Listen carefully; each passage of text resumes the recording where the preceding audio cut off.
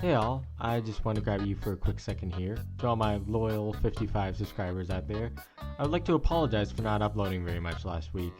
As it turns out, I had actually gotten pretty sick. I was hoping to not get sick during spring break, but I guess that was too much to ask for. I really wish sick people wouldn't come to school. It really makes it difficult not to get sick. Although I guess I'm somewhat guilty of doing the same thing since I need to keep my grades in check. But anyways, with that out of the way, let's get to the stories.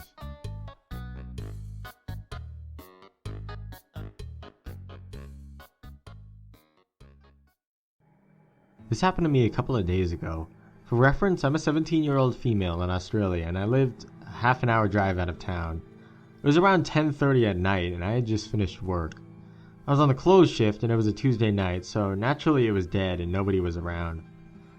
I was driving home alone, and I was stuck behind this Ford WD Ute thing, not good with cars, sorry, and I needed to get into the next lane. He was signaling, but he wasn't actually going anywhere, so I signaled and overtook him into the next lane over. As I was level with him, he began veering towards me, and all I could think was how much it was going to cost to fix that, so I slammed my hand on the horn and made a "what the fuck bro" gesture as I passed him. In an awkward and unfortunate coincidence, the lights turned red and we stopped side by side.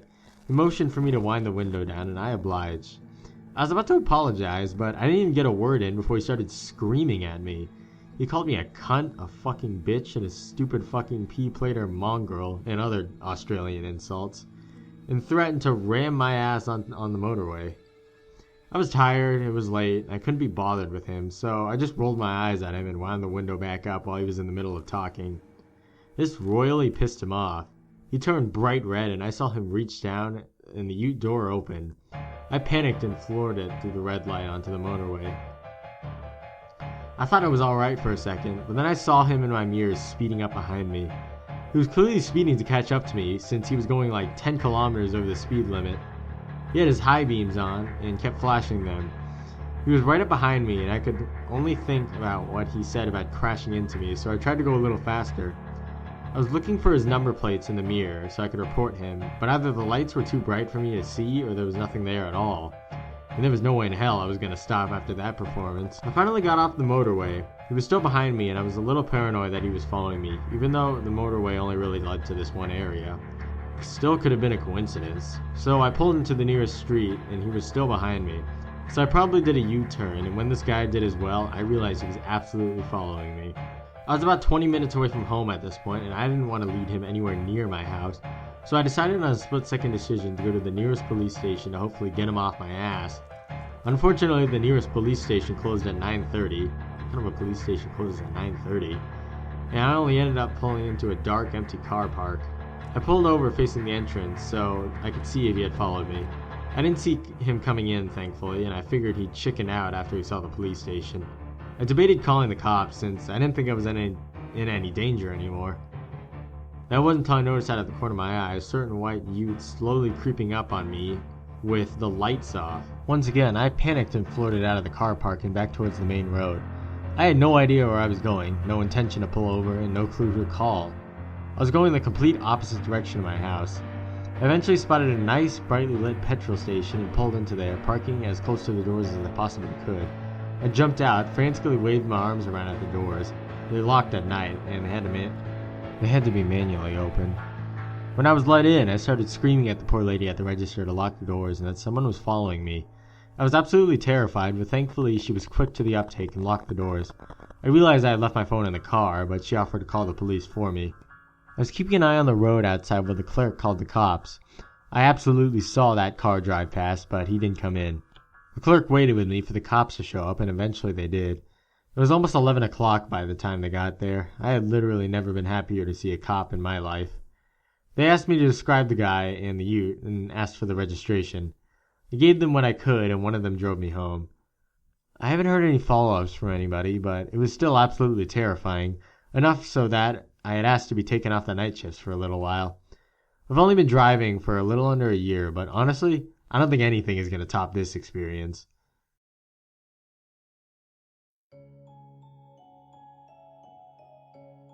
Before I begin, let me apologize preemptively for being a bit sparse on the details. This isn't my story. It was told to me by an aunt one Memorial Day while I was visiting up north for a family reunion. Unfortunately, I didn't find this subreddit until long after she had told me the story, so I'm unable to ask her about the specifics. However, it's the first story that came to mind when I stumbled across this subreddit, and after some careful consideration, I think it fits here pretty well. Back in the late 90s or very early 2000s, my aunt worked in an office. It was a pretty ordinary workplace, with cubicles, water cooler chatter, copy machine jams, you know, that kind of place.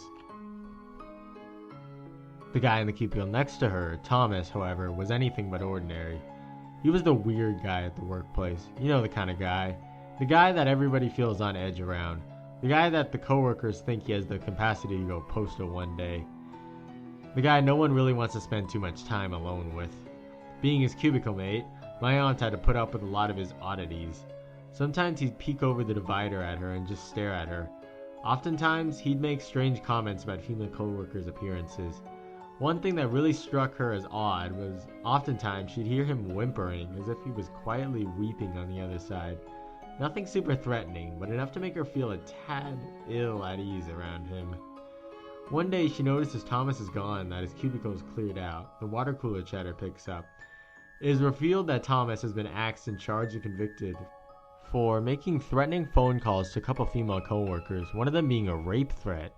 Not only that, but hidden surveillance cameras during the stealthy investigation of these allegations had revealed that the strange whimpering my aunt had heard from Thomas was not from him crying, but from him masturbating in his cubicle.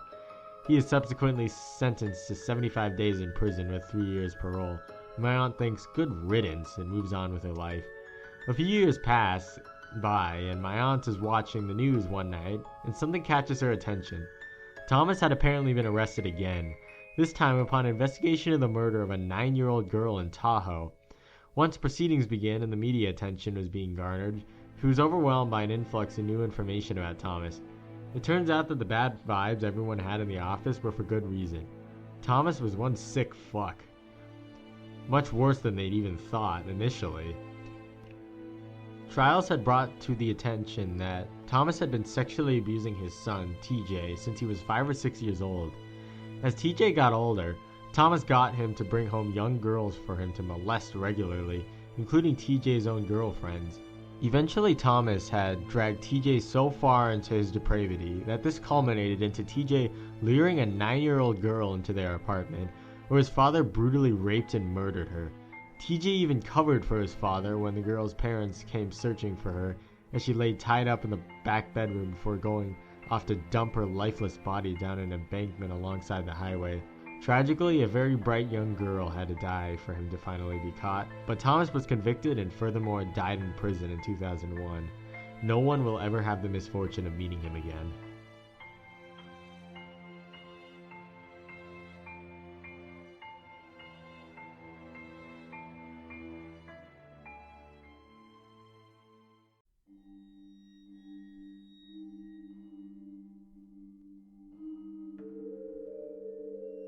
Abandoned buildings are amazing.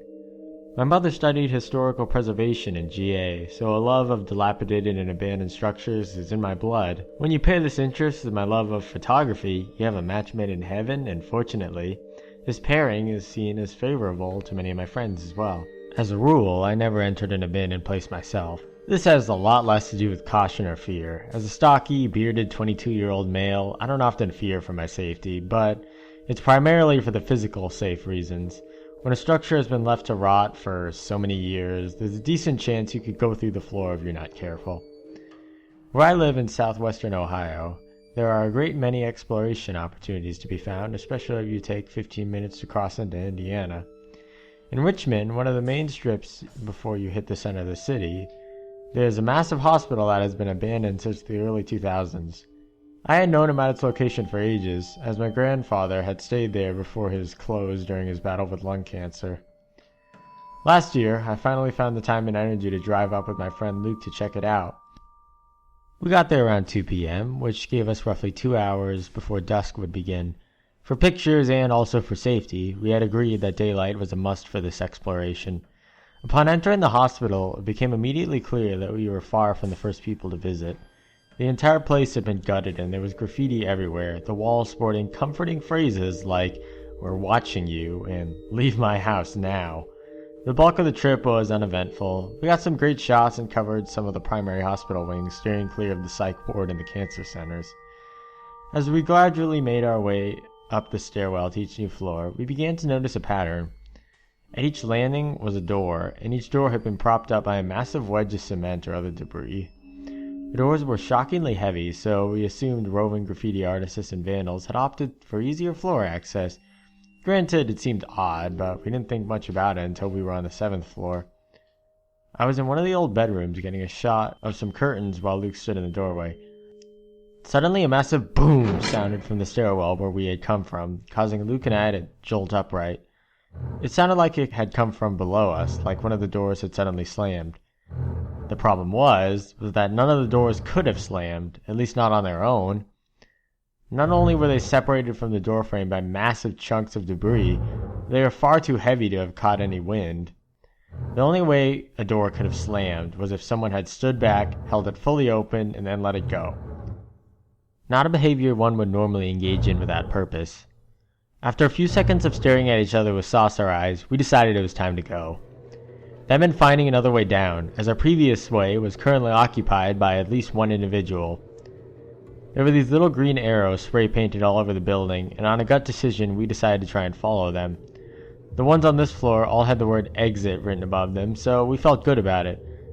It wasn't until we had been following the arrows for 5 minutes or so that we quickly realized wherever they were taking us, it wasn't out of the building. In our fear and desire to leave as quickly as possible, we had neglected to realize that the arrows were taking us deeper into the building. Windows were becoming less frequent, everything was darker, and everything was damp. That was the weirdest part, how damp everything was. We had gone from a destroyed but dry building into an area that was so wet and rife with mold that the walls and floors were going greenish brown. We never did find out what was at the end of that path, or who was leading us or pushing us where. After turning back, we found an emergency exit in the corner of the hallway where we were able to climb down and escape from. We never saw anyone, but we were sure they had seen us. The hospital was mostly windows, which means that literally anyone looking out would have been able to see us coming in and going. I'm glad we didn't go further into the dark, wet areas. Who knows what would have been there awaiting us. But surely it wouldn't have been anything good.